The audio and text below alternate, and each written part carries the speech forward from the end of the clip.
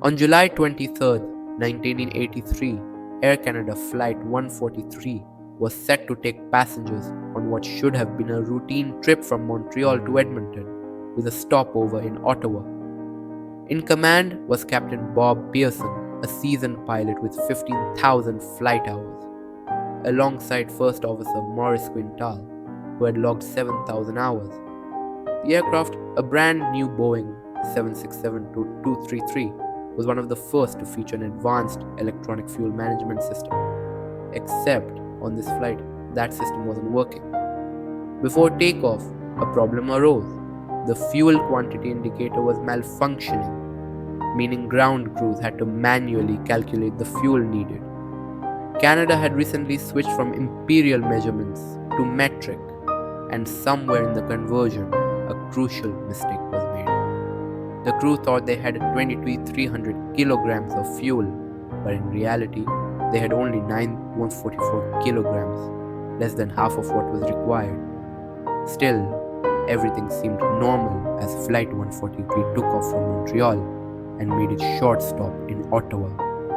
After refueling checks, which didn't catch the miscalculation, the aircraft lifted off again, climbing smoothly to 41,000 feet on its way to Edmonton. Roughly an hour into the flight near Red Lake, Ontario, a warning light flickered on. It signaled low fuel pressure in the left engine. The crew reacted calmly, assuming a pump failure. Then, the right engine's pressure light illuminated. That's when they knew this wasn't a pump issue. They were running out of fuel. Moments later, the left engine flamed out. Now flying on a single engine, the pilots prepared to divert to Winnipeg. But before they could react, the right engine died too. Silence for the first time in commercial aviation history. A Boeing 767 had become a glider at 41,000 feet. The plane's cockpit displays went dark, stripping away vital navigation and system controls. The aircraft's hydraulic systems, which controlled steering, braking, and flaps, were powered by the engine. And now they were useless.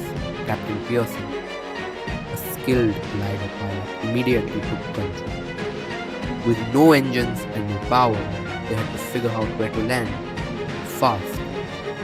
First Officer Quintal suggested Gimli, an old Royal Canadian Air Force base in Manitoba, which he had trained at years before.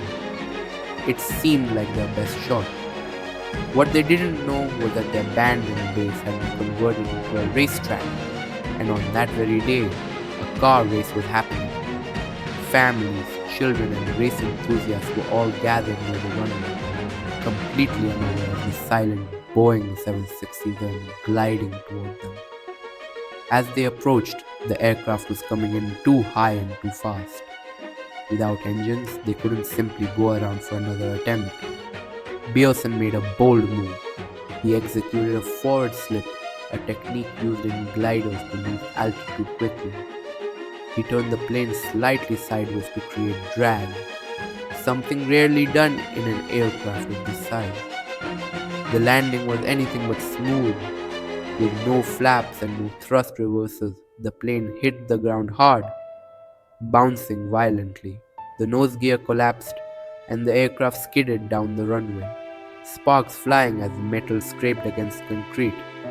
Passengers braced for impact, but miraculously, the aircraft came to a stop, just meters away from the crowd.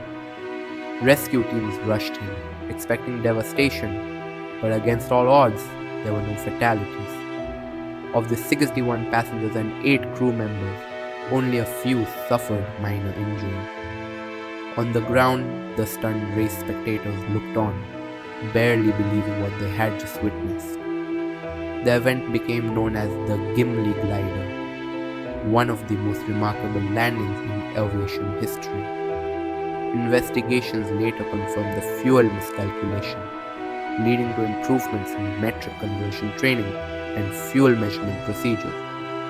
For Captain Pearson and First Officer Quintal, it was a flight they would never forget. And for the passengers of Flight 143, it was a reminder that sometimes even at 41,000 feet, a little bit of skill and a lot of luck can bring you home safely.